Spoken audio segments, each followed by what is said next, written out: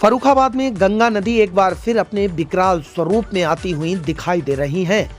फर्रुखाबाद के सिंचाई विभाग की 23 अगस्त को आई रिपोर्ट के अनुसार गंगा नदी का जलस्तर खतरे के निशान के काफी करीब पहुंच गया है। यानी खतरे का निशान 137.10 सेंटीमीटर होने के बावजूद 137.05 सेंटीमीटर पर गंगा नदी का जलस्तर पहुंच गया है।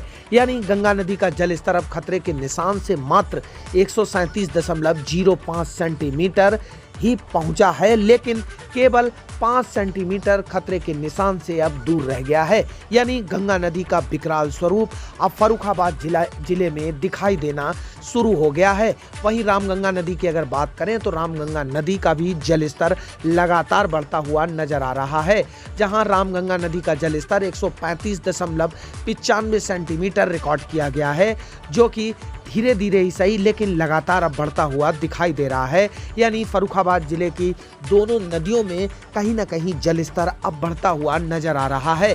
पानी छोड़े जाने की बात करें तो गंगा नदी में आज फिर एक बड़ी मात्रा में पानी छोड़ा गया है। गंगा नदी में 1,28,716 क्यूसेक यानी बहुत बड़ी मात्रा में गंगा नदी में आज पानी छोड़ा गया है।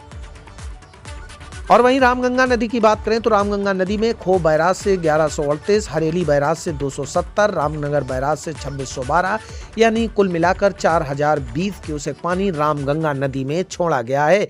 दोनों नदियों का कुल पानी की बात करें तो नरौरा स्कैपिंग से गंगा नदी में 1,28,716 क्यूसेक पानी गंगा नदी में छोड़ा गया है और वहीं रामगंगा नदी में 4020 क्यूसेक पानी रामगंगा नदी में छोड़ा गया है। ये पानी देर शाम तक फर्रुखाबाद की दोनों नदियों में पहुंचने की संभावना व्यक्त की जा रही है।